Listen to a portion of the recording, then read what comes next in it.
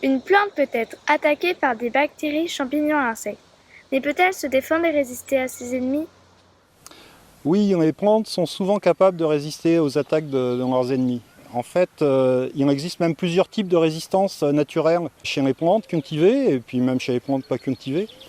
Certaines de ces résistances permettent d'éviter complètement les attaques et donc de ne pas avoir du tout ni de symptômes ni de dégâts, alors que d'autres sont simplement des résistances qu'on appelle partielles, c'est-à-dire qu'en fait elles ne font que ralentir la progression de la maladie et donc elles diminuent au final la quantité de dommages. Et ces différents types de résistances en fait sont couramment utilisés maintenant par les sélectionneurs pour créer des nouvelles variétés.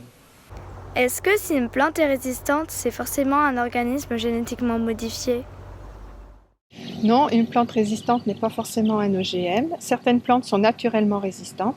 Pour les identifier, on explore ce qu'on appelle la diversité génétique naturelle. Ainsi, on peut faire des collectes de plantes sauvages dans les lieux d'origine des espèces cultivées ou utiliser les collections de ressources génétiques constituées par les chercheurs ou les créateurs de variétés nouvelles.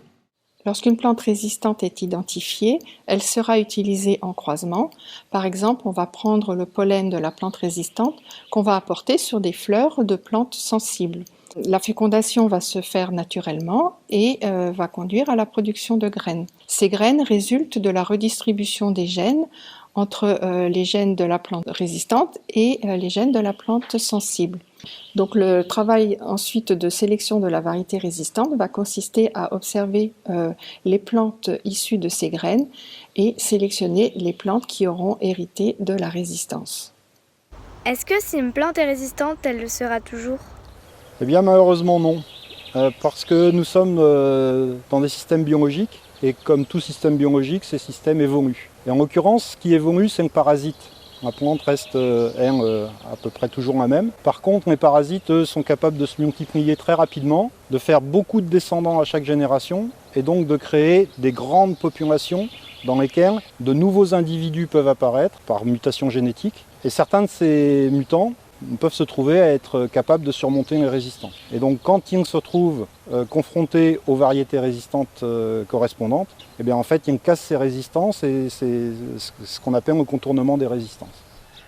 Alors pour éviter ce contournement, en agriculture on a plusieurs méthodes d'utilisation des variétés dans le temps et dans l'espace. En particulier d'éviter les monocultures dans la même variété sur des grandes périodes et des grandes surfaces, mais au contraire plutôt de favoriser des mosaïques paysagères avec des variétés différentes ou des espèces différentes associées les unes aux autres, voire carrément dans la même parcelle.